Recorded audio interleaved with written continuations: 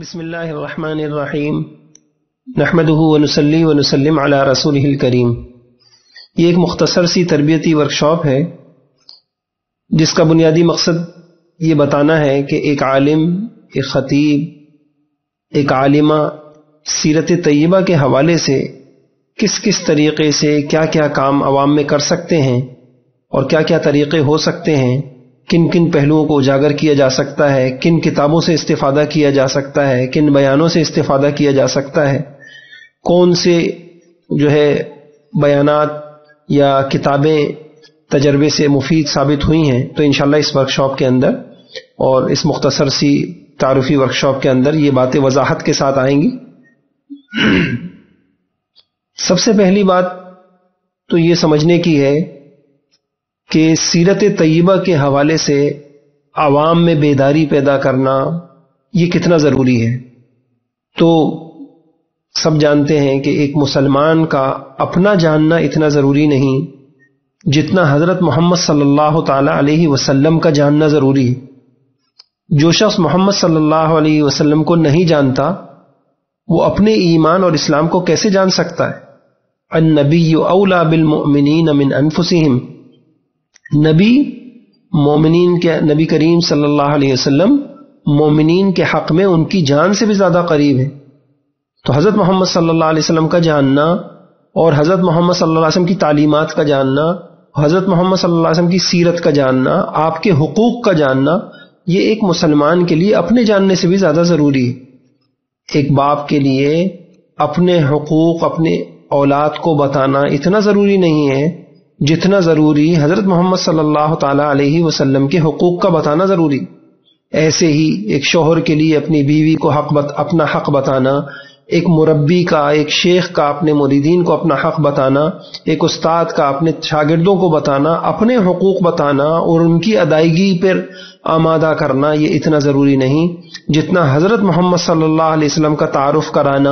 آپ کی زندگی بتانا، اس زندگی سے ہمیں کیا سبق ملتے ہیں وہ سمجھانا، اور حضور صلی اللہ تعالی علیہ وسلم کے خاص طور سے حقوق بتانا، ان حقوق کی ادائیگی پر آمادہ کرنا، اس کے طریقے بتانا، یہ اتنا ضروری اور اہم ترین کام ہے، اس سے زیادہ کوئی ضروری کام نہیں۔ تو اس حوالے سے بھی اگر دیکھا جائے تو سیرت طیبہ کے حوالے سے جن کو اللہ نے کچھ آگاہی دی ہے، جن کو علم دیا ہے، ان کی ذمہ داری بنتی ہے کہ وہ حضرت محمد صلی اللہ علیہ وسلم کا تعارف کرائیں۔ پھر دوسری بات یہ ہے کہ سیرت طیبہ کا پیغام بھی یہی ہے کہ حضرت محمد صلی اللہ علیہ وسلم کی تعلیمات کو، آپ کی زندگی کو عام کیا جائے۔ حضرت مولانا سید ابو الحسن علی ندوی رحمۃ اللہ علیہ نے سیرت کا پیغام یہ بیان کیا کہ حضرت نے فرمایا کہ آج جو دنیا کی دوڑ دھوپ ہے جس میں لوگوں نے کمانے ہی کو زندگی کا مقصد بنا لیا اور اپنے دیگر مشاغل کو ہی زندگی کا مقصد بنا لیا، تو حضرت نے اس طریقے سے سمجھایا کہ اگر آج کفار مکہ آ جائیں اور مسلمانوں کو یہ دیکھیں کہ انہوں نے زندگی کے مقاصد کیا بنائے ہوئے، صبح ہوتی ہے دکانیں کھلتی ہیں، فیکٹریاں کھلتی ہیں، یہی سوچا جا رہا ہے، یہی بولا جا رہا ہے، جھگڑے بھی اسی کے لیے ہیں، اگر وہ کفار مکہ آ جائیں اور وہ یہ سوال کریں کہ بھائی تجارت کے سفر تو ہم بھی کیا کرتے تھے، لإیلاف قریش ایلافہم رحلۃ الشتاء والصیف، شام کا سفر ہوتا تھا، یمن کا سفر ہوتا تھا، ایسے ہی زراعت جو ہے وہ خیبر کے یہودی زراعت کرتے تھے، مدینہ طیبہ میں زراعت ہوتی تھی، روم اور فارس والے جو ہے حکومتی کام کو سنبھالتے تھے، ملازمتیں ہوتی تھیں، یہ سارے کام تو پہلے سے ہوتے تھے۔ حضرت محمد صلی اللہ علیہ وسلم تشریف لائے، ایک نئی امت پیدا کی گئی، اس کے لیے قربانیاں دی گئیں، اس کے لیے خون بہا، بدر میں کتنا خون بہا، احد میں کتنا خون بہا، اسی طریقے سے ساری جنگوں کے اندر کتنا خون بہا، یہ سارا کیا اسی کے لیے تھا؟ بڑی اچھی بات انہوں نے فرمائی، انہوں نے کہا کہ اگر آج کفار مکہ آ جائیں اور آ کر مسلمانوں سے یہ سوال کریں ہم جیسی زندگی گزارتا ہوا تم کو دیکھ رہے ہیں، یہ ساری پیشکش تو ہم نے حضرت محمد صلی اللہ علیہ وسلم کو بغیر خون کے ایک قطرہ بہائے پیش کی تھی کہ آپ کو مال چاہیے، آپ کو حکومت چاہیے، آپ کو جو چاہیے وہ ہم آپ کو دینے کے لیے تیار ہیں. تو حضرت محمد صلی اللہ تعالی علیہ وسلم کو تو بغیر خون بہائے یہ ہم نے پیشکش کی تھی، تو پھر اتنا خون کیوں بہا؟ تو حضرت نے فرمایا کہ آج بڑے سے بڑا وکیل بھی پھر وہ ہم میں سے ان کی اس بات کا جواب نہیں دے سکتا، ان کو قائل نہیں کر سکتا. تو ایک بات ہے، مسلمان کے جینے کا پھر مقصد کیا ہے؟ مسلمان کے جینے کا مقصد تو یہی ہے کہ حضرت محمد صلی اللہ علیہ وسلم کا لایا ہوا پیغام، آپ کی لائی ہوئی زندگی، آپ کی تعلیمات زندگی کے ہر شعبے میں، دنیا کے ہر شعبے میں عام ہو جائیں، آپ کی سنتیں عام ہو جائیں. فرمائے مسلمان کا یہ کام ہے، اس کے لیے اپنی جان بھی لگائے، اپنا مال بھی لگائے، اپنی صلاحیتیں بھی لگائیں اور اس کو زندگی کا مقصد بنائیں. مسلمان کے دو ہی مقصد ہیں، یا تو حضرت محمد صلی اللہ علیہ وسلم کی سیرت طیبہ، آپ کے لائے ہوئے پیغام کو، آپ کی سنتوں کی احیاء کے لیے اپنی جانیں مالیں صلاحیتیں لگا رہا ہو، یا پھر جان مال صلاحیتیں لگانے والوں کا معاون بن رہا ہو. اس کے علاوہ مسلمان کا کوئی تیسرا کام نہیں ہے. یہی مسلمان، کنتم خیر امت اخرجت للناس، اس مسلمان اسی کے لیے پیدا کیے گئے، یہی ان کی زندگی کا بنیادی مقصد تھا. اور تیسری بات یہ ہے کہ حضرت محمد صلی اللہ علیہ وسلم کا حق بھی یہی ہے کہ آپ کی حیات طیبہ کو، اس کے پیغام کو عام کیا جائے. قرآن کریم میں ہے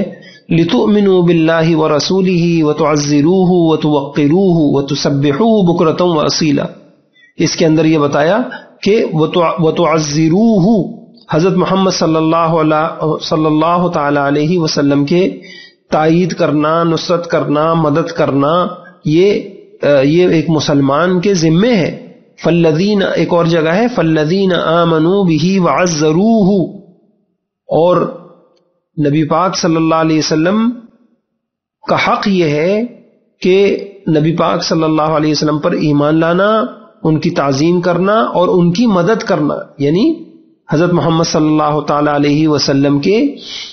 دین کی مدد کرنا، اس کے لیے اپنی جان لگانا، صلاحیتیں لگانا، آپ کے پیغام کو عام کرنا، آپ کی سیرت طیبہ کو پھیلانا، لوگوں کو بتانا، سنتوں کو بتانا، یہ حضرت محمد صلی اللہ علیہ وسلم کا حق ہے. قاضی عیاض فرماتے ہیں نبی کریم صلی اللہ علیہ وسلم کی سنت کی نصرت اور تائید کرنا،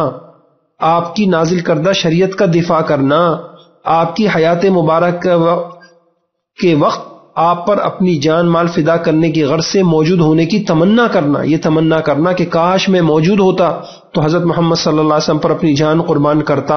اپنا مال قربان کرتا. انہوں نے فرمایا کہ یہ حضرت محمد صلی اللہ علیہ وسلم کا حق ہے، یہ محبت کا، آپ سے محبت کا تقاضا ہے، یہ ایک مسلمان پہ لازمی اور مسلمان کے لیے ایک لازمی اور ضروری چیز ہے. اور حافظ ابن حجر رحمہ اللہ نے ایک جگہ فرمایا حضور صلی اللہ علیہ وسلم کی محبت کی علامتوں میں سے ایک یہ ہے آپ کی سنت، آپ کی دین کی حمایت، تائید، آپ کی نازل کردہ شریعت کا دفاع، مخالفوں کی سرکوبی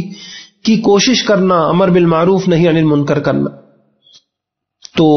یہ بات پتہ چلی اس سے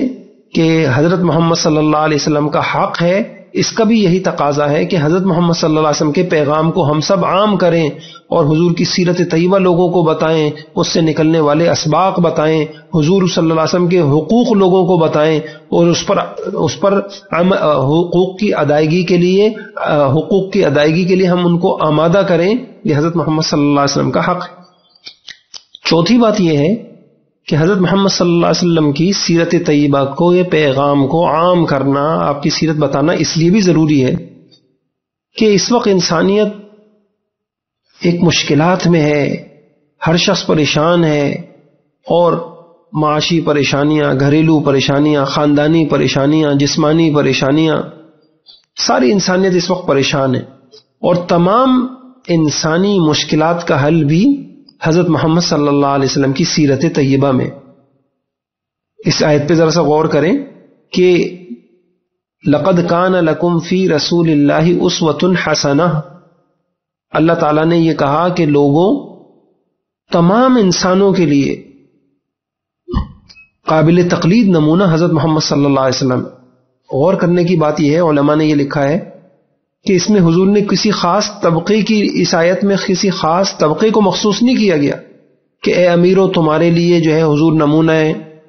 اے غریبوں تمہارے لیے نمونہ ہے، اے حاکموں، اے محکوموں. اے طاقتوروں، نہیں، نہ کسی طبقے کی تخصیص کی، نہ انسانی کسی حالت کی. تم خوشی میں ہو، غمی میں ہو، صحت میں ہو، بیماری میں ہو، تم جو بھی ہو، جس حال میں بھی ہو،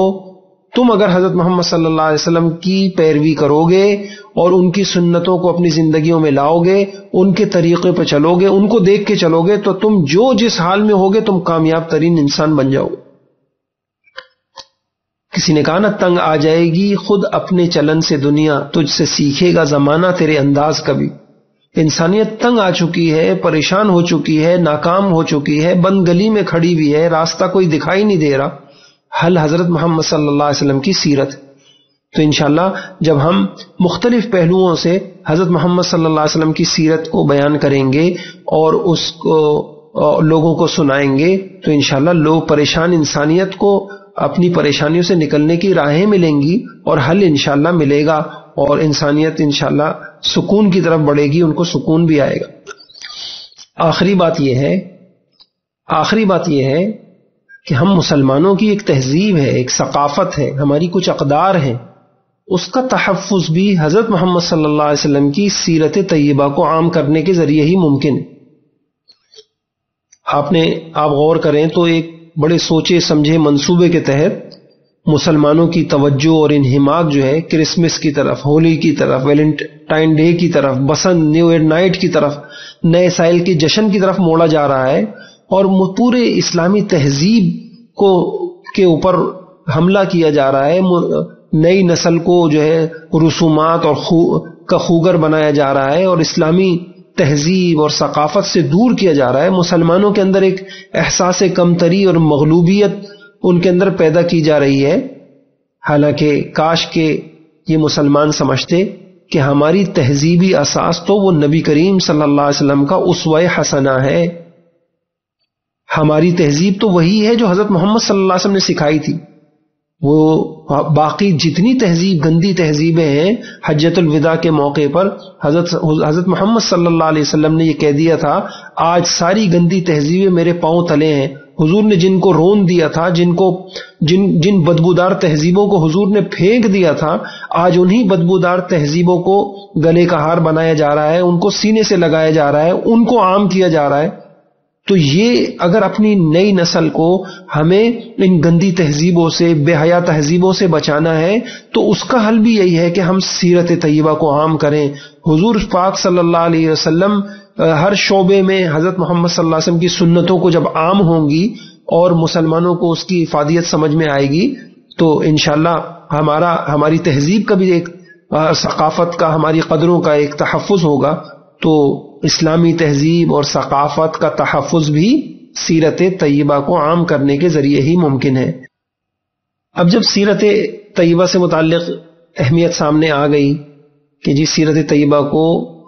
عام کرنا، اس کے پیغام کو عام کرنا، اس کے دروس کو عام کرنا یہ کتنا ضروری ہے اور اس میں کیا کیا فائدے ہیں، تو اگلی بات یہ ہے کہ ہم سیرت طیبہ کے اعتبار سے کس کس شکل میں کیا کیا کام کر سکتے ہیں. تو ایک کام تو ہم یہ کر سکتے ہیں، سیرت طیبہ سے متعلق مختلف اہم عنوانوں پر بیان کر سکتے، بیانات، جگہ جگہ بیانات کر سکتے ہیں. دوسرا کام یہ ہو سکتا ہے کہ سیرت طیبہ کو کورس کی شکل کے اندر جگہ جگہ پڑھایا جائے. اور تیسرا کام یہ ہو سکتا ہے کوئز مقابلے، سیرت کوئز مقابلے وہ کرائے جا سکتے ہیں. اب یہ تین کام کیسے کر سکتے ہیں، میں ذرا سے اس کی کچھ وضاحت عرض کروں. پہلی بات یہ ہے کہ سیرت طیبہ کے حوالے سے کن کن موضوعات پر بیان کیا جا سکتا ہے. جو حضرات سیرت طیبہ پہ کام کرنا چاہتے ہیں تو ان کو ایک تلاش ہوتی ہے کہ جی سیرت پر کس حوالے سے بیان زیادہ ضروری ہے کہ اس کا مواد ہمیں مل جائے اور اس عنوان کو اچھے انداز میں پیش کیا جائے، اور یہ پتہ چل جائے کہ کون سا عنوان پر بات کرنا زیادہ اہم ہے، زیادہ ضروری ہے. تو سچ بات یہ ہے کہ سب سے اہم تو یہی ہے کہ حضرت محمد صلی اللہ علیہ وسلم کے حقوق امت کو بتائے جائے. سیرت طیبہ کا ایک پہلو معلوماتی ہے، ایک عملی ہے. حضور صلی اللہ علیہ وسلم کا حقوق بتانا، اس پر ان کی ادائیگی کے لیے آمادہ کرنا، یہ جو ہے سب سے زیادہ ضروری ہے، اور اس کو اپنا سیرت کے بیانات میں اس کو موضوع بنایا جائے، یہ بہت ہی اہم بات ہے۔ اب حقوق میں 6 بڑے حق ہیں، تو انہی کے ضمن میں ہم نے ان کے ضمن میں تقریباً 16 بیانات، 16 موضوعات ایسے ہیں کہ آپ 16 بیانات کر سکتے ہیں۔ مثلا پہلا بیان یہ کیا جا سکتا ہے کہ اس میں حضور صلی اللہ علیہ وسلم پر اور آپ کی ختم نبوت پر ایمان لانا یہ حضور کا حق ہے، اس کو کھولا جا سکتا ہے، یہ پورا ایک بیان ہے۔ دوسرا بیان، حضور صلی اللہ علیہ وسلم پر کثرت سے درود شریف پڑھنا، یہ آپ کا حق ہے۔ درود شریف کے فضائل، اس کے فوائد، اس کے مستند درود شریف کون سے ہیں، پڑھنے کے اوقات کیا ہیں، طریقے اس کے کیا ہیں، یہ سب کھولا جا سکتا ہے۔ چوتھا بیان، حضرت محمد صلی اللہ علیہ وسلم اور آپ سے وابستہ ہر چیز کا ادب کرنا، آپ سے وابستہ ہر چیز کا ادب کرنا، یہ ایک موضوع ہے، اور امت کو اس کی بڑی ضرورت ہے کہ آپ صلی اللہ تعالی علیہ وسلم اور آپ سے وابستہ ہر چیز کا ادب کرنا، یہ ایک اہم موضوع ہے۔ ادب سے متعلق قرآن میں کیا ہے، حدیثوں میں کیا ہے، صحابہ کیسے ادب کرتے تھے۔ مثلا قرآن میں ہے لا تقدموا بین یدی اللہ، لا ترفعوا اصواتکم، اور حضور صلی اللہ علیہ وسلم کے سے آگے مت بڑھو، تو اس کا کیا مطلب ہے؟ آواز بلند نہ کرو اور ادب سے پکارو۔ اور پھر حضور صلی اللہ علیہ وسلم کی حدیثوں کا ادب، آپ کی شہر کا ادب، حضور صلی اللہ علیہ وسلم کے صحابہ کا ادب، اہل بیت کا ادب، آپ کے شہر کا ادب، تو یہ ساری تفصیلات اس میں ہم ایک موضوع بنا کر اور اس کے اوپر بیان کر سکتے ہیں۔ چوتھا حق اور چوتھا بیان ہم یہ کر سکتے ہیں کہ حضرت محمد صلی اللہ علیہ وسلم کی اتباع کرنا یہ حضور کا حق ہے۔ اب اس انداز میں بیان ہو جائے کہ طبیعت آمادہ ہو جائیں حضرت محمد صلی اللہ علیہ وسلم کی اتباع کے لیے۔ اب اس میں ذرا سا یہ غور کیجئے گا کہ اس میں ایک اہم ترین بات تو یہ ہے، جیسے اصل میں یہودی کہتے ہیں کہ سارے عالم کو حضرت محمد صلی اللہ علیہ وسلم کی، حضرت موسیٰ علیہ السلام کی اتباع کرنی چاہیے۔ عیسائیوں کا دعویٰ یہ ہے کہ ساری انسانیت کو عیسیٰ علیہ السلام کی اتباع کرنا چاہیے، اور مسلمانوں کا یہ ہے کہ حضرت محمد صلی اللہ علیہ وسلم کی اتباع کرنا چاہیے، اور جتنے مذہب والے ہیں ہر ایک اپنے پیشوا کی طرف دعوت دے رہا ہے۔ اب ہم ایک اس انداز سے سمجھائیں لوگوں کو کہ یہ بات سمجھ میں آ جائے کہ واقعی اتباع کے قابل حضرت محمد صلی اللہ علیہ وسلم کے علاوہ کوئی ہستی نہیں۔ اور اس میں جو اہم ترین بات ہے کہ اس کو ہم کئی بیانات کا موضوع بنا سکتے ہیں، کہ ایک بات یہ ہے کہ ایک ہستی جس کو ساری دنیا کے لیے آئیڈیل بنایا جائے، تو لازمی بات ہے کہ اس کے اندر کوئی کوالٹی، کوئی صفات، امتیازی صفات ہونی چاہیے۔ تو وہ امتیازی صفات کیا ہونی چاہیے؟ تو یوں سمجھایا جا سکتا ہے کہ بھائی اگر انسان تو مختلف طبقات میں ہیں، مختلف ہیں، مرد بھی ہیں، عورتیں بھی ہیں، حاکم بھی ہیں، محکوم بھی ہیں، قاضی بھی ہیں، مفتی بھی ہیں، امام بھی ہیں، شوہر بھی ہیں، باپ بھی ہیں، اور اسی طریقے سے کوئی صحت مند بھی ہے، کوئی بیمار بھی ہے، کوئی خوش بھی ہے، کوئی غم بھی ہے۔ اب آپ یہ کہہ رہے ہیں کہ سارے کے سارے لوگ کسی ایک کو فالو کریں، کسی ایک کی پیروی کریں، کسی ایک کی اتباع کریں، تو اس کے اندر کیا معیار ہونا چاہیے؟ تو ہم ایک موضوع یہ بنا لیں کہ بس سب سے پہلی بات تو یہ ہونی چاہیے کہ جس کی طرف ہم اتباع کی دعوت دے رہے ہیں اس کی زندگی مستند طریقے سے ہم تک پہنچنی چاہیے۔ اب اس معیار پر ہم پرکھتے ہیں سارے مذہبی پیشواؤں کو، ساری دنیا کے جو مذاہب ہیں ان کے جو پیشوا ہیں، اور حضرت محمد صلی اللہ علیہ وسلم کو دیکھتے ہیں۔ تو اگر ہم اس جہت سے غور کرتے ہیں تو سوائے حضرت محمد صلی اللہ علیہ وسلم کے ہمیں کوئی ہستی ایسی پوری دنیا میں کسی مذہب والوں کے پاس نہیں ملتی جن کی زندگی مستند طریقے سے ہم تک پہنچی ہو۔ عیسائی یہ تو کہہ رہے ہیں کہ عیسیٰ علیہ السلام کی اتباع کرو، لیکن آپ ثابت تو کریں کہ حضرت عیسیٰ علیہ الصلاۃ والسلام جو بات جس آپ فرما رہے ہیں یہ حضرت عیسیٰ علیہ السلام نے کہی تھی۔ تو ہم انشاءاللہ یہ ایک موضوع ہے، اور اس کو جب ہم بیان کریں گے تو حضور کی حدیثوں پر بھی اعتماد آئے گا لوگوں کو، اور ایک جو ہے اعتماد پیدا ہوگا کہ واقعی ساری کائنات کے اندر کوئی ہستی حضرت محمد صلی اللہ علیہ وسلم کے علاوہ ایسی ہے ہی نہیں جن کی زندگی لوگوں کے پاس مستند طریقے سے پہنچی ہو، تو پھر ہم اتباع کیسے کریں گے ان کی؟ تو یہ ایک پہلو ہے، اس کے اوپر جو ہے بیان کیا جا سکتا ہے۔ بلکہ عجیب بات یہ ہے کہ چند سالوں پہلے ایک کانفرنس ہوئی تھی کسی ملک کے اندر، اور بائبل کے 100 ماہرین اس کے اندر جمع ہوئے تھے، اور 20 دن تک وہ کانفرنس چلی اور مقالے لکھے گئے، اور اس کا موضوع یہ تھا کہ بائبل میں کتنی تعلیمات حضرت عیسیٰ علیہ السلام کی ہیں اور کتنی الحاقی ہیں۔ اور 20 دن کے بعد وہ جب بیٹھے اور فیصلہ انہوں نے کیا تو انہوں نے کہا 10% بھی اس کے اندر صرف غالب گمان کے طور پر یہ کہا جا سکتا ہے کہ 10% تعلیمات حضرت عیسیٰ علیہ السلام کی ہیں، باقی نہیں ہے۔ یہ اس مذہب کا حال ہے۔ تو سارے مذہبوں کا حال عجیب ہے کہ ان کے پاس ان کی زندگی مستند طریقے پر ہے ہی نہیں سوائے حضرت محمد صلی اللہ علیہ وسلم کے۔ تو یہ ایک بہت ہی اہم موضوع ہے، اور ان کا اس سے حضرت محمد صلی اللہ علیہ وسلم کی حدیثوں پر بھی اعتماد آئے گا، اور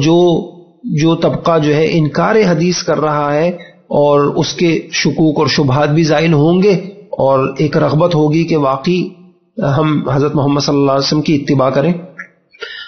5واں موضوع ہم سیرت کا یہ لے سکتے ہیں حضور صلی اللہ علیہ وسلم کے حقوق کی اعتبار سے کہ جی آپ کا حق ہے اتباع کی جائے، اور اتباع کے لیے ایک بات یہ بھی ضروری ہے کہ اتباع ساری دنیا کے انسانوں کو اگر کسی ایک کی اتباع کا کہا جائے تو یہ ضروری ہے کہ وہ ایک ایسا ہونا چاہیے جس کی زندگی کا کوئی گوشہ، کوئی پہلو مخفی نہ ہو، سب چیزیں سب کے سامنے ہوں۔ یہ بالکل عقلی بات ہے۔ مثال کے طور پر ہم کسی کو کہہ رہے ہیں کہ تم فلاں کے پیچھے چلو، اور یہ پتہ ہی نہیں ہے کہ فلاں گھر کے اندر کیسا تھا، تو اس کی اتباع کیسے کہی جائے گی؟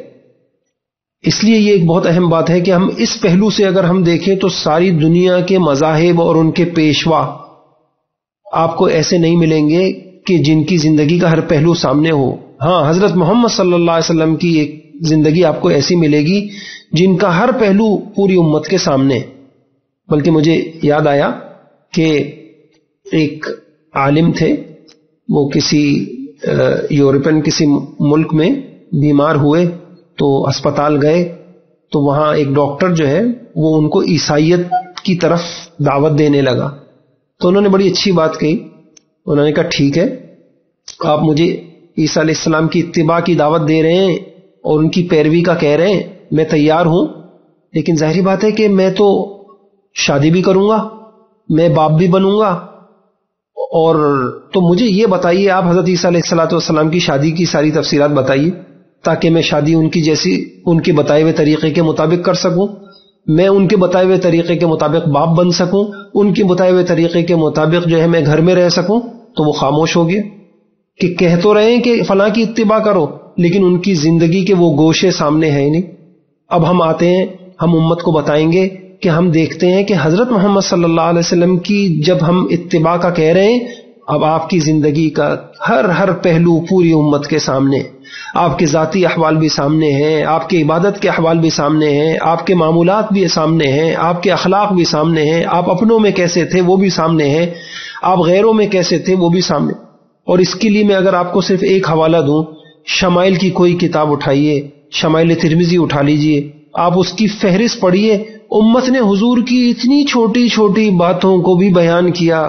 اتنی چھوٹے چھوٹے حالات کو بھی بیان کیا کہ حیران رہ جاتے ہیں۔ آپ کو اس میں فہرست ملے گی حضور کا حلیہ کیسا تھا، آپ کی صورت کیسی تھی، آپ کی شکل کیسی تھی، اس کے عنوانات میں آپ کو ملے گا حضور کے سفید بالوں کا بیان، آپ کے بال میں سے کتنے کالے تھے کتنے سفید ہو گئے تھے، آپ کے خضاب لگانے کا بیان، آپ کے لباس کا بیان، آپ کے موزوں کا بیان، آپ کی انگوٹھی کا بیان، آپ کی زیرہ امامے کا بیان، آپ کی رفتار کا بیان،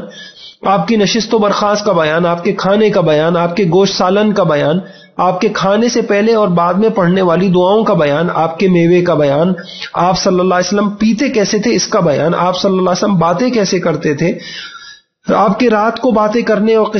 قصے کہنے کا بیان، حضور صلی اللہ علیہ وسلم کے بال کیسے تھے اس کا بیان، اس میں کنگھی کرنے کا بیان، آپ کے سرما لگانے کا بیان، آپ کی زندگی بسر کرنے کا بیان، آپ کے جوتوں تلواروں کا بیان، آپ کی خود کا بیان، آپ کی شلوار کا بیان، آپ کے منہ پر کپڑا ڈالنے کا بیان، تکیہ لگانے کا بیان، روٹی کا بیان، وضو کا بیان، آخر کہاں تک بیان کریں؟ کہنے کی بات یہ ہے کہ ایسی چیزیں جو مقاصد میں سے نہیں ہیں، صحابہ نے، دیوانوں نے ان چیزوں کو بھی جمع کیا اور امت تک پہنچایا۔ آپ مسجد میں ہوتے تھے تو صحابہ کرام مسجد میں جو آپ کی کیفیات تھی وہ بتاتے تھے، بدر میں تھے، احد میں تھے، خندق میں تھے، حجۃ الوداع میں تھے، ہزاروں صحابہ کیمروں کی طرح آنکھیں فٹ کی ہوئی ہیں، حضور کی ایک ایک ادا کو محفوظ کر رہے ہیں اور اس کو بیان کر رہے ہیں۔ حضور گھر، اچھا عجیب بات کہ اس سے ہم آپ کی وہ زندگی تو سامنے آ گئی، اب آپ کی گھریلو زندگی کا کیا ہوگا؟ تو اللہ اکبر، اللہ یعنی علماء نے عجیب بات کہی کہ بڑے سے بڑا انسان یہ ہمت نہیں کر سکتا کہ اپنی بیوی کو یہ کہہ دے کہ گھر کے حالات بھی آپ کو اجازت ہے آپ لوگوں کو بتایا کر، لیکن حضرت محمد صلی اللہ علیہ وسلم نے اپنی بیویوں کو یہ کہہ رکھا تھا کہ میرے سارے معاملات جو ہے لوگوں کو بتاؤ، گھریلو معاملات بھی بتاؤ۔ حتیٰ کہ ایک مرتبہ کسی کو اشکال بھی ہوا کہ جی آپ تو کبھی غصے میں بھی ہوتے ہیں، اگر ہم وہ بھی بتائیں گے، کہا نہیں، اس زبان سے سوائے حق کے کچھ نہیں نکلتا۔ تو گھروں کا دین بیویوں نے بیان کیا، آپ مسجد میں ہوتے اس کا دین صحابہ نے بیان کیا، آپ جہاد میں نکلے جو صحابہ ساتھ تھے انہوں نے بیان کیا، سفر کا دین بیان کیا، حضر کا دین بیان کیا۔ زندگی کا کوئی گوشہ، کوئی چیز حضرت محمد صلی اللہ علیہ وسلم کی امت سے مخفی نہیں رہی، اور بلکہ بیان کرنے کی تائید ہو گئی کہ اس کو بیان کرو، اور یہ بھی تائید کی گئی کہ دعائیں دی گئیں کہ جو میری زندگی کا کوئی گوشہ بیان کرے گا اللہ اسے خوشی خرم رکھے، تر و تازہ رکھے۔ اور پھر یہ بھی تاکید کی گئی کہ دیکھو جیسا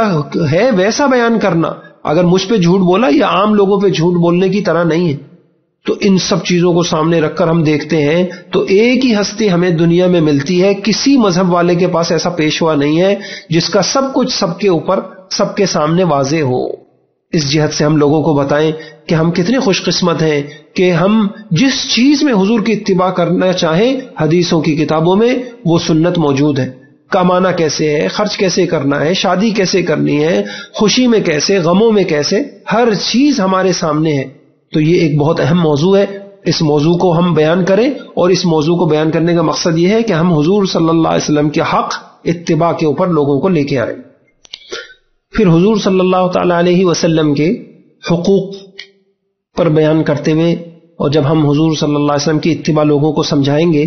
تو ایک بات ہم یہ بھی اس طریقے سے بھی ہم سمجھا سکتے ہیں اور پورا ایک بیان اس کے اوپر کر سکتے ہیں کہ دیکھیں کہ ساری انسانیت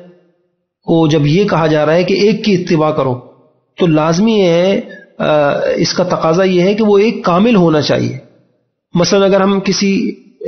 شخص کو کہیں کہ تم ساری انسانیت کو کہیں کہ فلاں کے پیچھے چلو، اب وہ ایک اگر بہترین امام تو ہے لیکن بہترین قاضی نہیں، تو قاضی جج کس کے پیچھے چلیں گے؟ وہ بہترین جج تو ہے لیکن بہترین سپہ سالار نہیں، تو جو سپہ سالار ہیں وہ کس کی اتباع کریں گے؟ اللہ اکبر۔ ہم اگر اس جہت سے دیکھیں، قرآن کی آیت پہ غور کریں، اللہ پاک کہتے ہیں تم جو بھی ہو تمہارے لیے کامل نمونہ حضرت محمد صلی اللہ علیہ وسلم۔ تم امام ہو تم ان کو دیکھو، تم مفتی ہو تم ان کو دیکھو، تم قاضی ہو ان کو دیکھو، تم شوہر ہو تو تم ان کو دیکھو، اور تم جو ہے تم صحت میں ہو تو ان کو دیکھو، تم جو ہو جس حال میں ہو، سب چیزوں میں کامل نمونہ حضرت محمد صلی اللہ علیہ وسلم۔ تو ہم ایک بیان حضور صلی اللہ علیہ وسلم کی صفات کی جامعیت کے اوپر کر سکتے ہیں کہ اللہ تعالیٰ نے ساری خوبیوں کا جامع حضرت محمد صلی اللہ تعالی علیہ وسلم کو بنایا تھا۔ اور اس میں ایک عجیب واقعہ ملتا ہے کہ ہندوستان میں ایک ہندو تھا، اس نے کسی سے، ایک واعظ تھے حسن علی مرحوم، ان سے کہا کہ میں آپ کے نبی کو سب سے دنیا کا کامل انسان مانتا ہوں۔ تو وہ حیران ہوئے کہ یہ ہندو ایک بات کہہ رہا ہے، تو انہوں نے کہا اچھا عیسیٰ علیہ السلام کو آپ کیا سمجھتے ہیں؟ تو اس ہندو کے الفاظ یہ تھے کہ محمد صلی اللہ علیہ وسلم کے مقابلے میں عیسیٰ علیہ السلام کو میں ایسا محسوس کرتا ہوں جیسے کسی بہت ہی دانائے روزگار کے سامنے ایک بھولا بھالا بچہ بیٹھا ہوا میٹھی میٹھی باتیں کر رہا ہوں۔ تو ان کو حیران ہوئی کہ یہ اتنا پڑھا لکھا ہندو ہے اور اس نے جب یہ بات کر رہا ہے تو کس بنیاد پہ کر رہا ہے؟ تو انہوں نے اس سے پوچھا کہ تم ہمارے پیغمبر کو محمد صلی اللہ علیہ وسلم کو دنیا کا کامل ترین انسان کیوں سمجھتے ہو؟ تو جو اس نے بات کہی آپ اس کو سنیں، کتنی عجیب بات کہی۔ اس نے کہا کہ تمہارے پیغمبر میں اتنی متضاد صفات تھیں اور ہر متضاد صفات کا وہ ایسا کامل نمونہ تھے، وہ کسی ایک انسان میں جمع ہو ہی نہیں سکتی۔ پھر اس نے یوں کہا کہ ہم آپ کی نبی کی سیرت دیکھتے ہیں تو بادشاہ وہ ایسے نظر آتے ہیں کہ پورا ملک ان کی مٹھی میں ہو، اور اس کے باوجود بے بس ایسے کہ خود بھی اپنے آپ کو اپنے قبضے میں نہیں سمجھتے، دولت مند ایسے کہ خزانے کے خزانوں کے اونٹوں پر لدے ہوئے ان کے دارالحکومت مدینہ میں آ رہے ہیں، اور لیکن اس کے باوجود متضاد صفت محتاج ایسے کہ مہینوں ان کے گھر کا چولہا نہ جلتا ہو اور کئی وقت فاقوں پہ گزرتے ہوں۔ ہم ان کو دیکھتے ہیں کہ سپہ سالار جب بنتے ہیں تو سپہ سالار ایسے کہ مٹھی بھر نہتے آدمیوں کو لے کر ہزاروں غرق آہن فوجوں سے لڑ بھڑ جاتے ہیں اور کامیاب لڑائی لڑتے ہیں۔ اس کے باوجود صلح پسند ایسے کہ ہزاروں پرجوش جانثاروں کی ہم رکابی میں باوجود اس سارے صحابہ موجود ہیں، لڑنے کے لیے تیار ہیں، صلح کے کاغذوں پر بے چوں چرا دستخط کر دیتے ہیں۔ اور کہا تمہارے نبی ایسی متضاد صفات کا مجموعہ تھے، وہ نہیں جمع ہو سکتی۔ پھر اس ہندو نے کہا کہ شجاع اور بہادر تمہارے نبی ایسے کہ ہزاروں کے مقابلے میں تنہا کھڑے ہوں، اور نرم دل ایسے کہ کبھی انہوں نے کسی انسانی خون کا ایک قطرہ بھی اپنے ہاتھ سے نہیں بہایا۔ پھر اس نے کہا با تعلق ایسے کہ عرب کے ذرے ذرے کی ان کو فکر ہو، بیوی کی ان کو فکر، بچوں کی ان کو فکر، غریب کی فکر، مفلس مسلمانوں کی ان کو فکر، خدا کی بھولی ہوئی انسانوں کو سدھارنے کی ان کو فکر، غرض ساری انسانیت کی ان کو فکر ہے، اتنا ان کو ہر ایک سے تعلق ہے۔ لیکن اس کے باوجود ہم دیکھتے ہیں بے تعلق ایسے کہ اپنے خدا کے سوا ان کو کسی کی یاد ہی نہ ہو۔ وہ جو حضرت عائشہ رضی اللہ عنہا کہتی تھی اذان ہو جاتی تھی اور حضور گویا کہ ہمیں پہچانتے ہی نہیں، اور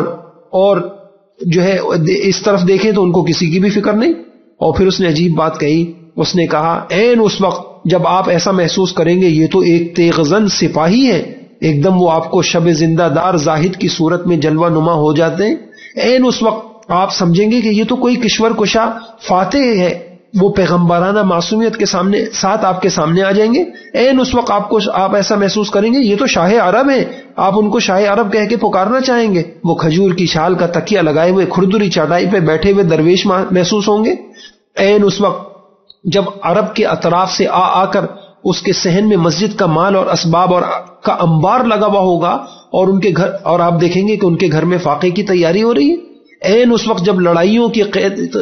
کے قیدی مسلمانوں کے گھر میں لونڈی اور غلام بن کے آ رہے ہیں، حضرت فاطمہ آتی ہیں اور آ کر اپنے ہاتھوں کے چھالے دکھاتی ہیں، اور کہ چکی پیستے پیستے ہاتھوں کا یہ حال ہو چکا، مشکیزہ بھرتے بھرتے ہاتھوں پہ داغ آ چکے ہیں۔ عین سب کچھ موجود ہے ادھر۔ یہ تو اس نے یوں کہا کہ تمہارے نبی جیسا کامل انسان کوئی نہیں ہو سکتا۔ عام طور پہ ایک آدمی اگر میدان جنگ کا آدمی ہے تو وہ مسلح کا نہیں ہوتا، مسلح کا ہے تو میدان جنگ، با تعلق خلوت جلوت کا آدمی ہوتا ہے تو خلوت کا رنگ اس میں نہیں ہوتا۔ لیکن تمہارے نبی ہر رنگ میں کامل ہیں، ہر مجموعہ اور ہر قسم کی صفات ان کے اندر موجود ہیں۔ اس میں خطیب بغدادی نے ایک روایت لکھی ہے، اگر اس کو بھی ہم سامنے رکھیں ایک حضور کی محبت آتی ہے، اگرچہ وہ روایت کسی قدر ضعیف ہے۔ انہوں نے فرمایا کہ جب حضور صلی اللہ علیہ وسلم کی پیدائش ہوئی تو ایک آواز آئی کہ ان کو ملکوں میں پھیراؤ، سمندروں کی تہوں میں ان کو لے جاؤ، تمام دنیا ان کے نام و نشان کو پہچان لے، جن انس چرند پرند بلکہ ہر جاندار کے سامنے ان کو لے جاؤ، ان کو آدم کا خلق دو، شیس علیہ السلام کی معرفت دو، نوح علیہ السلام کی شجاعت دو، ابراہیم کی دوستی دو، اسماعیل کی زبان دو، اسحاق علیہ السلام کی رضا دو، صالح علیہ السلام کی فصاحت دو، لوط علیہ السلام کی حکمت، موسیٰ علیہ السلام کی سختی، ایوب کا صبر، یونس علیہ السلام کی طاعت، یوشع کا جہاد، داؤد علیہ السلام کی آواز، دانیال کی محبت، الیاس کا وقار، یحییٰ کی پاکدامنی، عیسیٰ علیہ السلام کا زہد عطا کرو، تمام پیغمبروں کے اخلاق میں ان کو غوطہ دو۔ تو ایک اہم بیان، آج انسانیت پتہ نہیں کن کن سے متاثر ہو رہی ہے۔ ہمارا کام ہے کہ ہم انسانیت کو، ہم مسلمانوں کو، ساری انسانیت کو حضرت محمد صلی اللہ علیہ وسلم کے کمالات سے متاثر کریں۔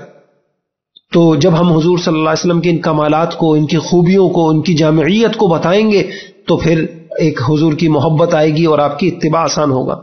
تو ایک یہ چھٹا بیان اس موضوع پر بہت کیا جا سکتا ہے۔ پھر 7واں بیان سیرت کے موضوع پر اس کو یہ عنوان بنایا جا سکتا ہے کہ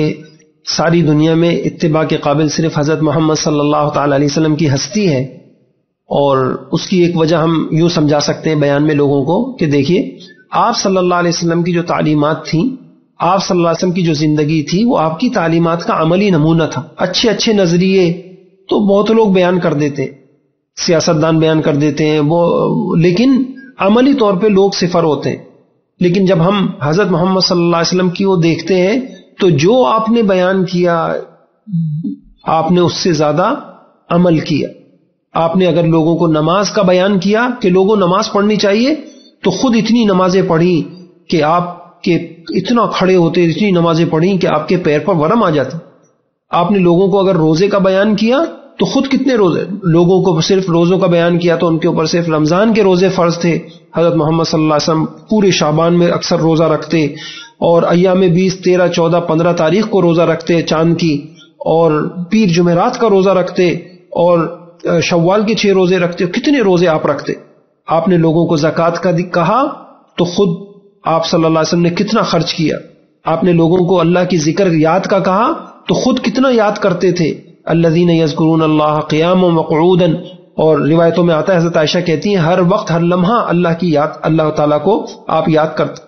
آپ نے لوگوں کو اخلاق کی دعوت دی تو خود آپ کے اخلاق کیسے تھے.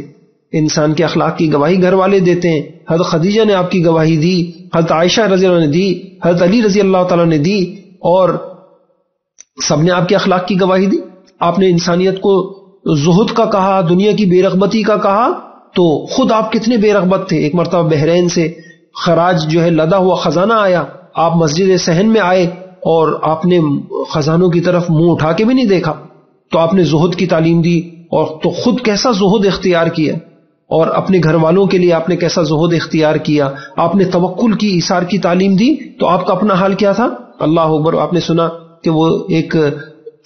بدو آیا اور تلوار لٹکی ہوئی ہے اور آپ لیٹے ہوئے ہیں اور وہ تلوار اٹھاتا ہے اور کہتا ہے میں یمنعک منی، اور اللہ کے نبی کا توکل کیسا کہ انہوں نے فرمایا اللہ مجھے بچائیں گے. اور آپ نے سنا غار جب ہجرت کی رات آپ غار گئے ہیں تو حضرت ابو بکر رضی اللہ تعالیٰ نے جب یہ کہا کہ یا رسول اللہ لو نظر تحت قدمی لابصرنا، اگر کافروں نے صرف پیروں کو بھی دیکھا تو ہم دیکھ لی جائیں گے، پکڑ لی جائیں گے.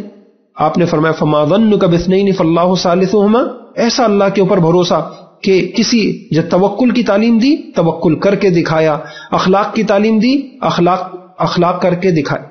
تو حضرت محمد صلی اللہ علیہ وسلم کی اس جہت سے بھی ہم لوگوں کو حضور کے حق بتائیں کہ آپ کے حق اتباع ہے. اتباع کے لیے ضروری ہے کہ اس بندے کی اتباع کی جائے جس کی تعلیم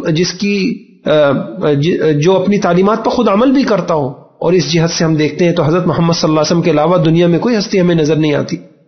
پھر سیرت کے حوالے سے ایک اہم بیان ہم حضور صلی اللہ علیہ وسلم کی، یہ تو عقلی وجوہات تھیں اب تک جو بتائیں، ایک ہم قرآن و حدیث سے ہم لوگوں کو اتباع کی برکات بیان کر سکتے ہیں، اتباع کی اہمیت بتا سکتے ہیں، اور حضور صلی اللہ علیہ وسلم کی اتباع نہ کرنے کے نقصانات ان کو سمجھا سکتے ہیں. اور قرآن و حدیث میں یہ ساری چیزیں موجود بھی ہیں، اور آگے میں انشاءاللہ بتاؤں گا بھی کہ کہاں سے یہ سارے بیانات آپ کر سکتے ہیں. سیرت کے حوالے سے ایک نواں بیان یہ بھی کیا جا سکتا ہے کہ حضور صلی اللہ تعالی علیہ وسلم کی محبت، حضور صلی اللہ علیہ وسلم سے محبت کرنا، اور قرآن و حدیث میں حکم ہے کہ حضور صلی اللہ علیہ وسلم سے محبت کی جائے،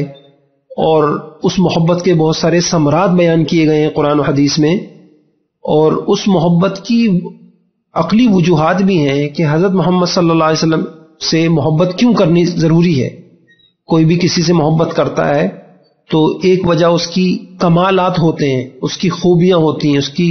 صفات ہوتی ہیں، اس کی قابلیت ہوتی ہے. اب اگر ہم اس جہت سے دیکھیں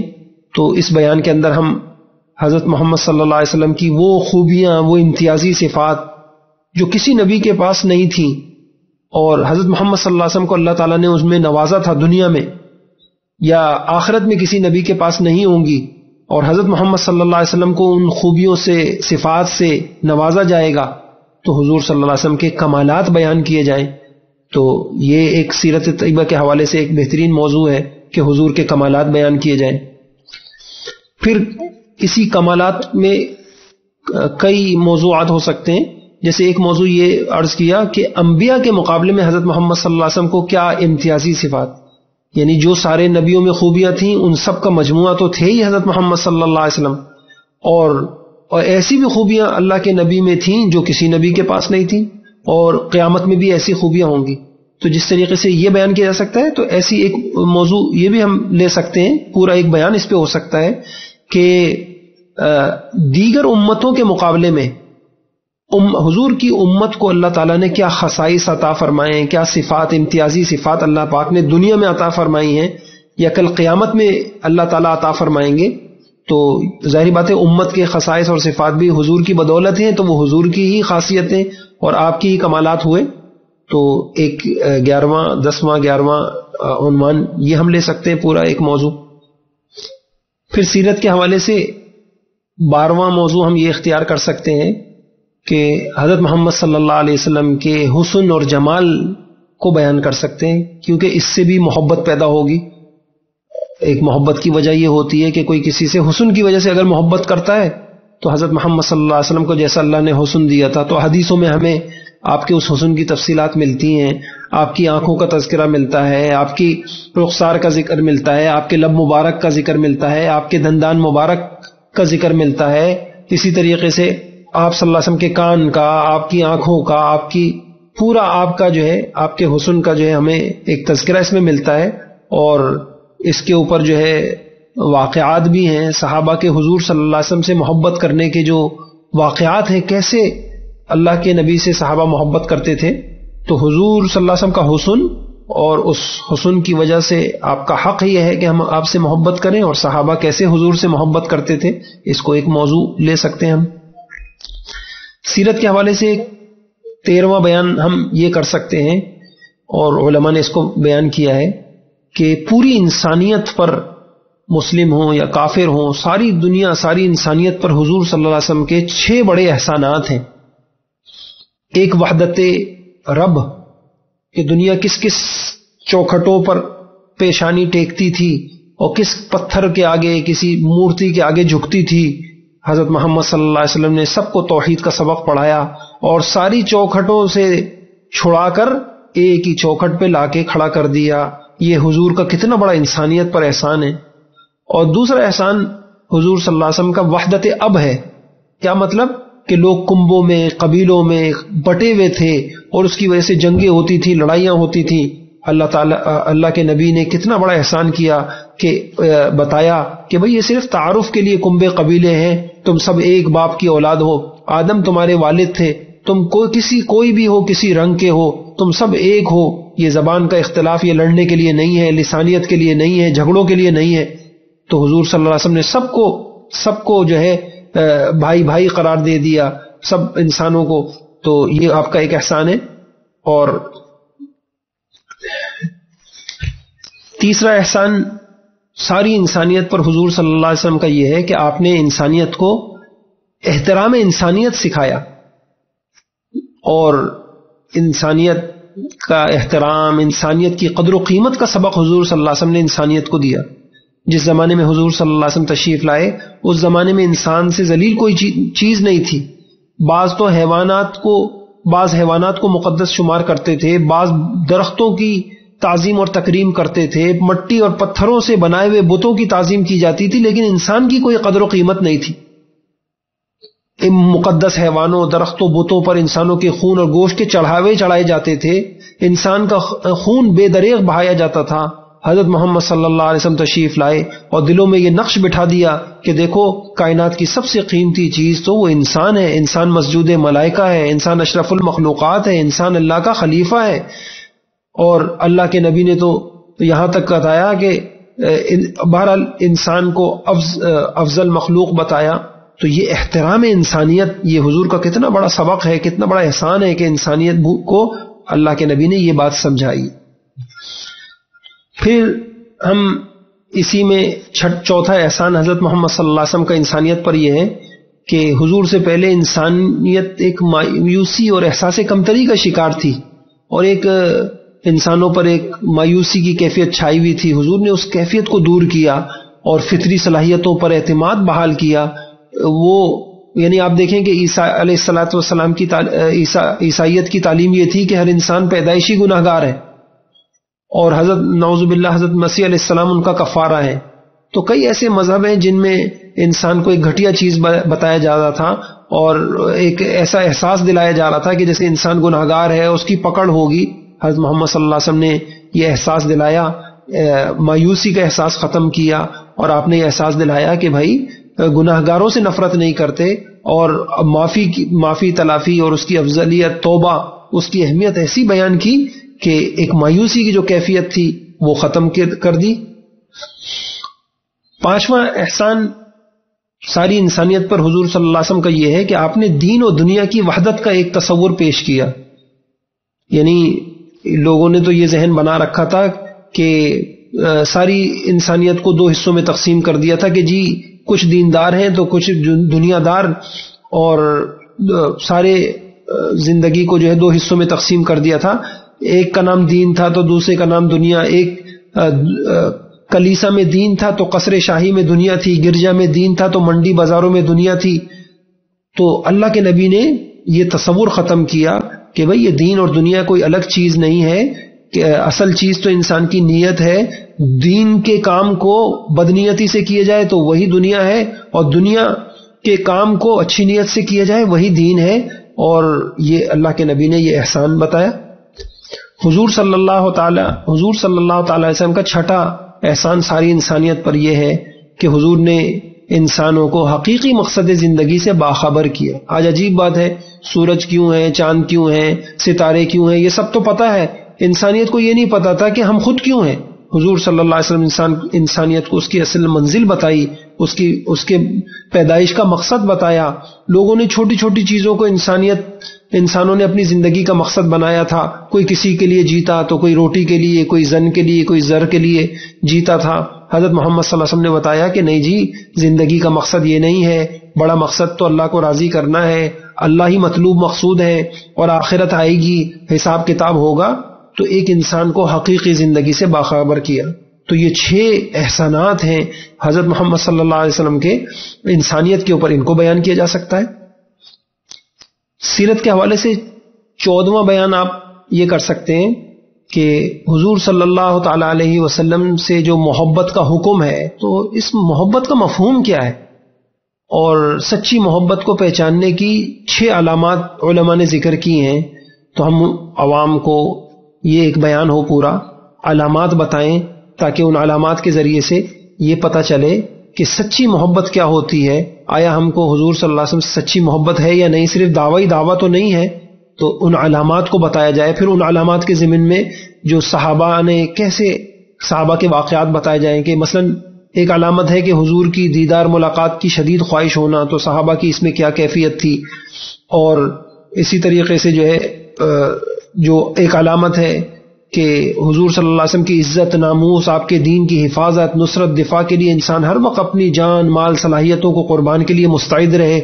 اس میں دیکھیں یہ ہے اصل سچی علامت. اور اس میں صحابہ کرام کیسے نمونہ تھے اور کیسے وہ ہر وقت تیار رہا کرتے تھے. تو جو صحیح علامات ہیں ان کو بتایا جائے تاکہ یہ محبت کا مفہوم بھی لوگوں کو سمجھ میں آئے. پھر سیرت کے حوالے سے ایک 15واں موضوع ہم یہ لے سکتے ہیں کہ حضور صلی اللہ علیہ وسلم سے محبت کیسے پیدا ہو جائے، اس کے کیا کیا طریقے ہیں. اور کتابوں میں وہ لکھے ہیں، میں انشاءاللہ آگے حوالہ بھی دوں گا.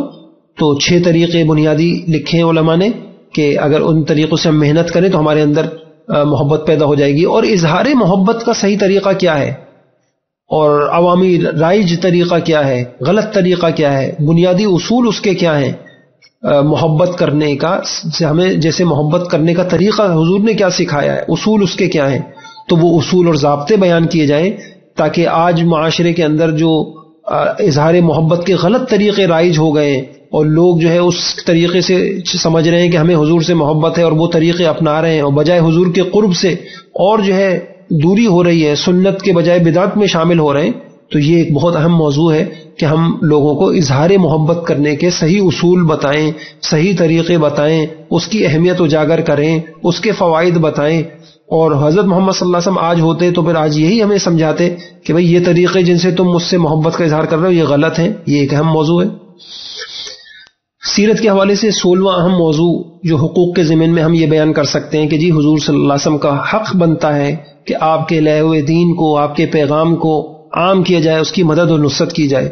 تو اس کی اہمیت بتانا کہ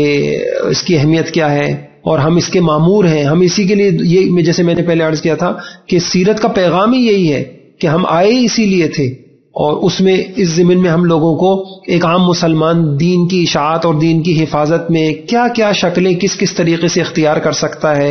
اور اس کی معاون کیسے بن سکتا ہے دوسروں کا، اس کی شکلیں بتائی جائیں. اور صحابہ نے، بعد والوں نے حضرت محمد صلی اللہ علیہ وسلم کے دین کے لیے جانی مالی قربانیاں جو دیں، اس کے واقعات بتائے جائیں. یہ ایک موضوع ہو سکتا ہے.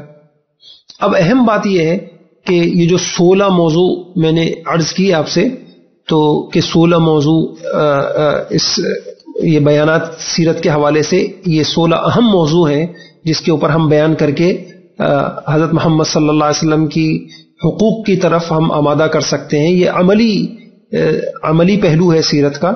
تو اب سوال یہ پیدا ہوتا ہے کہ یہ سارے بیانات ہم اس کے موضوع اور اس کی تفصیلات، قرآن و حدیث، واقعات، یہ ہم کہاں سے لیں؟ تو الحمدللہ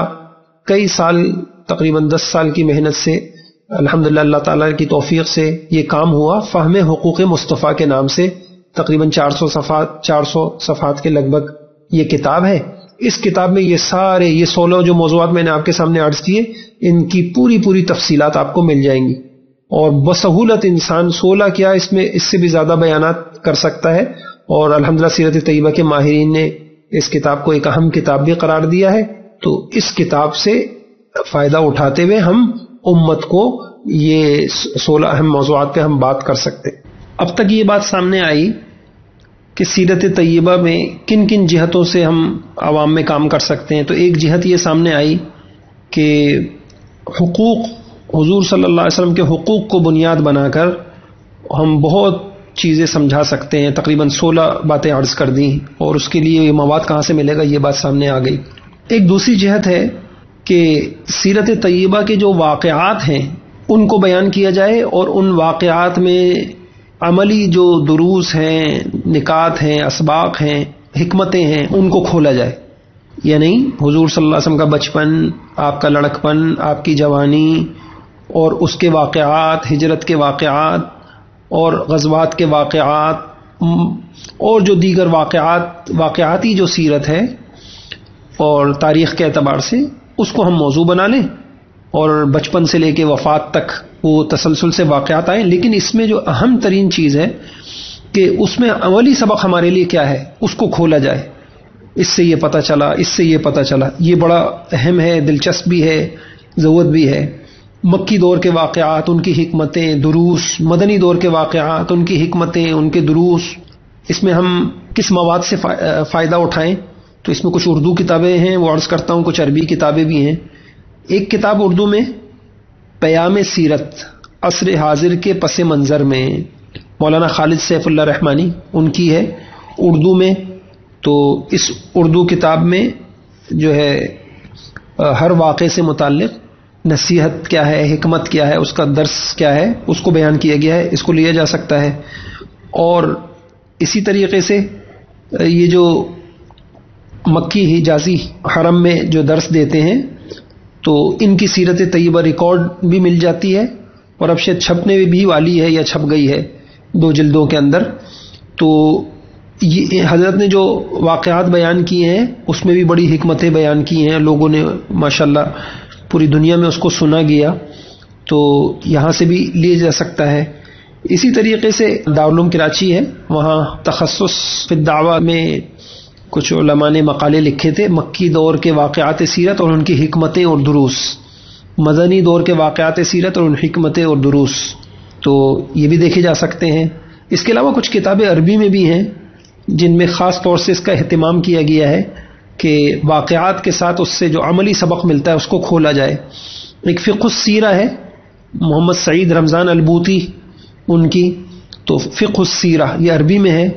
واقعات کے اسباق ہیں اس میں. اسی طریقے سے ایک دکتور مصطفیٰ سباعی السیرۃ النبویہ دروس و عبر کے نام سے ہے عربی میں. اس میں بھی واقعات کے ساتھ جو ہے اس کی حکمتیں، اسباق بیان کیے گئے ہیں. اور دکتور علی صلابی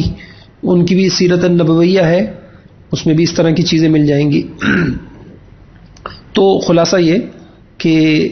یہ ایک اور پہلو ہے سیرت کو عوام کو سمجھانے کا کہ ہم واقعات کے اعتبار سے چلیں اور ہر واقعے سے جو درس اور سبق ملتا چلا جائے اس کو کھولتا چلے جائیں, اس کو بیان کرتے چلے جائیں. اور یہ واقعات کے لیے میں نے عرض کیا کہ کتابیں بھی موجود ہیں اور ریکارڈ کلاسیں بھی موجود ہیں. تو میں نے یہ کتابوں کی طرف حوالہ دے دیا. ایک کتاب تو میں نے عرض کر دی کہ مکی حجازی صاحب کی کتاب شاید عنقریب چھپ جائے یا چھپ چکی ہے, اس کو دیکھ لیں. ان کی ریکارڈ کلاسیں نیٹ پہ مل جاتی ہیں, وہ بہت اچھی ہیں, تو وہ کلاسیں سن کے. پھر اسی طریقے سے ہمارے ایک ماشاءاللہ سیرت کے اعتبار سے کام کر رہے ہیں فیصل آباد کے مولانا مفتی مصطفیٰ عزیز صاحب, ان کی بھی ایک کتاب ہے سیرت طیبہ کورس کے نام سے, اس میں عملی مشقیں بھی ہیں, تو اس کو استعمال کیا جا سکتا ہے. ایسے ہی ایک اور کتاب ہے سیرت طیبہ مولانا الطاف الرحمن عباسی صاحب کی, اس کو بھی بطور کورس کے لیا جا سکتا ہے اس کتاب کو.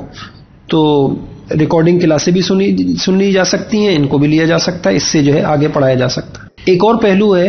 سیرت طیبہ کے حوالے سے, بہت اہم پہلو ہے, اس حوالے سے جو ہم عوام میں بات کر سکتے ہیں, وہ ہے سیرت طیبہ انسانیت کی مشکلات اور پریشانیوں کے حل کے لیے نبوی تعلیمات سے رہنمائی کرنا. یہ ایک بہت اہم پہلو ہے. انسانیت جہاں جہاں پھنسی ہوئی ہے, جہاں جہاں جن جن مشکلات کا شکار ہے, ظاہری بات ہے کہ یقین سے کہا جا سکتا ہے کہ جس شعبے میں حضرت محمد صلی اللہ علیہ وسلم کی سنتیں نکل جائیں گی وہ شعبہ خود بھی ناکام ہوگا اور ساری انسانیت کے لیے باعث مصیبت اور مشکلات کا باعث بنے گا. مثلا ایک باپ اگر کیسا باپ بننا ہے اس میں حضور کی سنتوں کو چھوڑ دے گا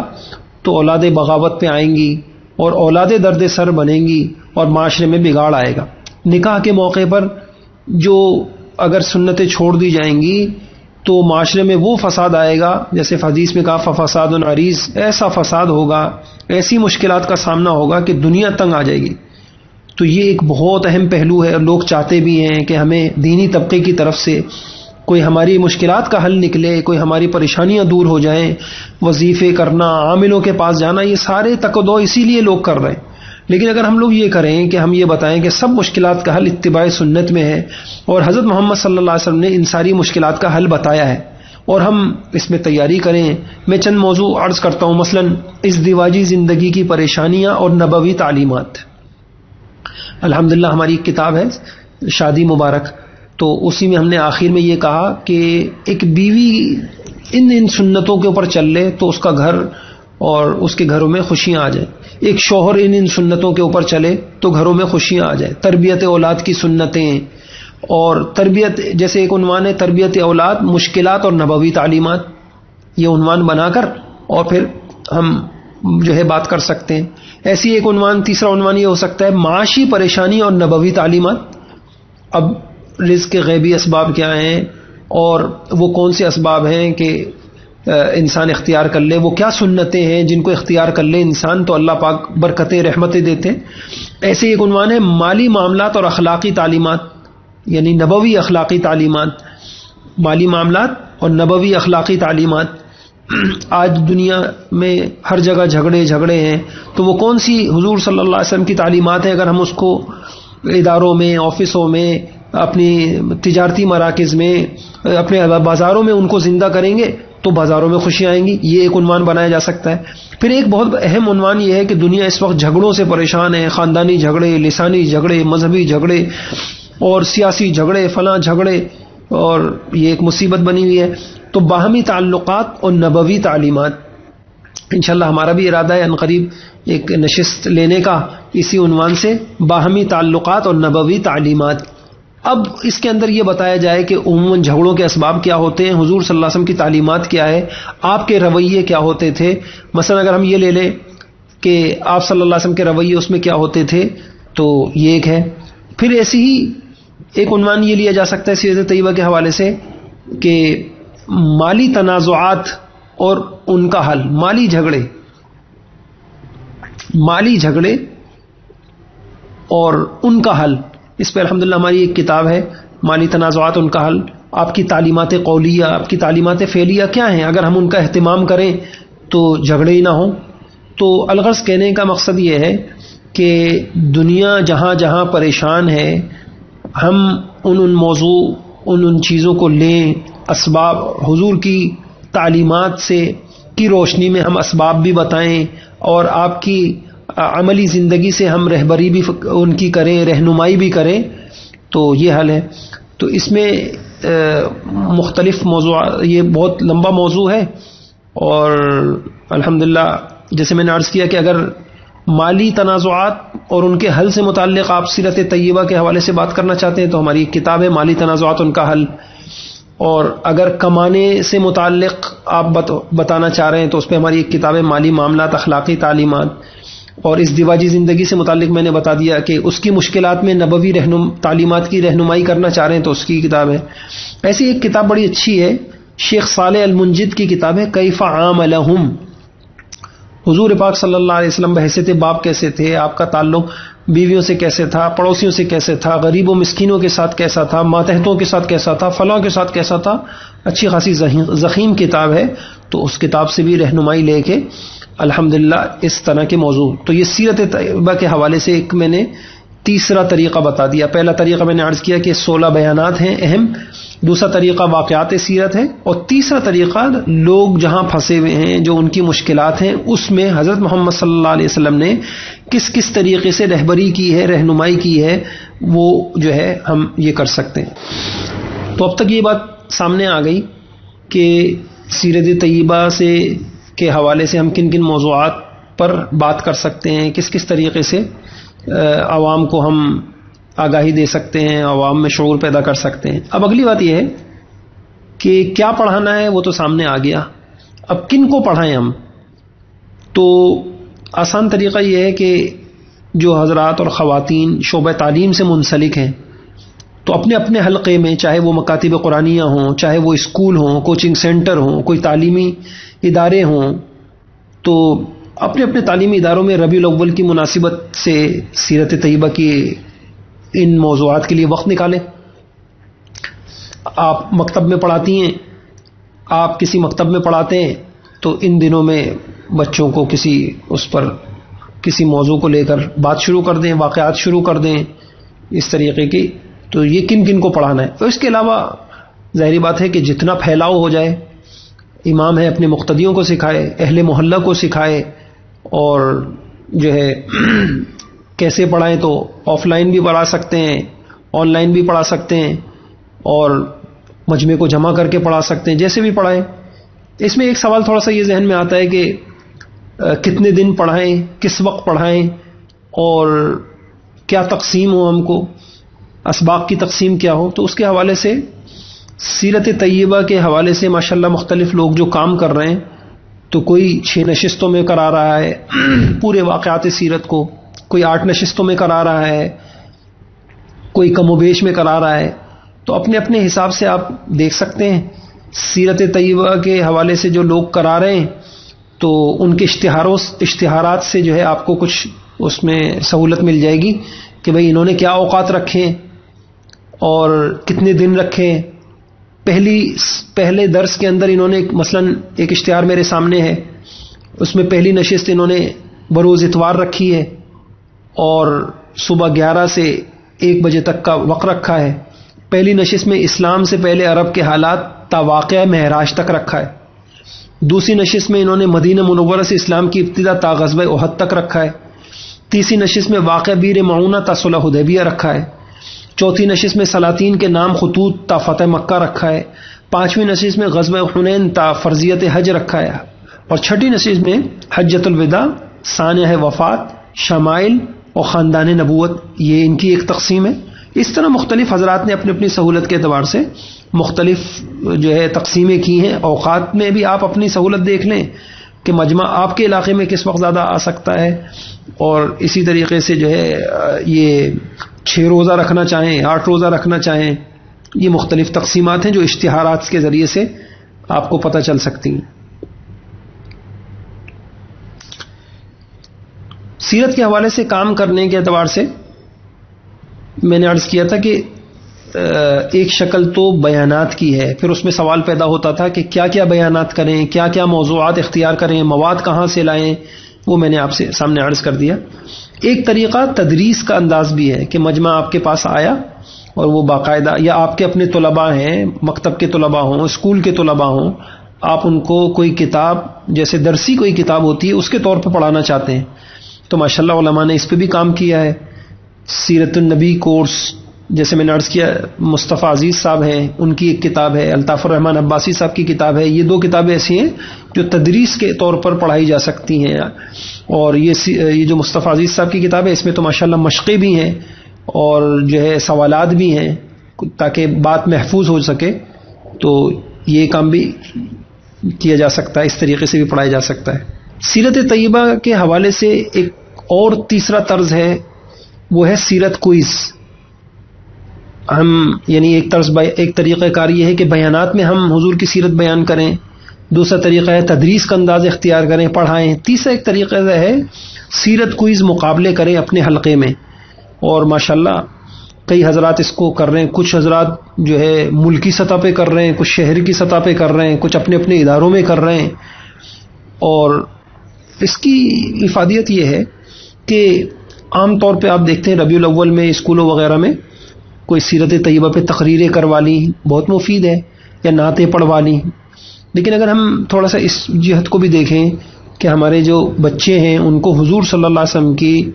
سیرت، آپ کی زندگی محفوظ ہو جائے ان کے سینوں میں، تو اس کا ایک اچھا طریقہ، اور وہ سیرت طیبہ کے مطالعے کی طرف جائیں اور کتابیں ان کو معلوم ہوں، مواد ان کے علم میں ہو، تو اس کا ایک اچھا طریقہ یہ ہوتا ہے کہ ہم بچوں میں کوئز مقابلے کروائیں۔ تو اس پہ کوئز مقابلے رکھے جا سکتے ہیں، یہ بھی ایک طریقہ کار ہے کام کرنے کا، آف لائن بھی ہو سکتا ہے، آن لائن بھی ہو سکتا ہے، اور جو ہے میں نے عرض کیا آپ کو کہ اپنے اگر صرف اپنے ہی آپ کسی تعلیم سے ادارے میں منسلک ہیں، مدرسہ ہو، مکتب ہو، اسکول ہو،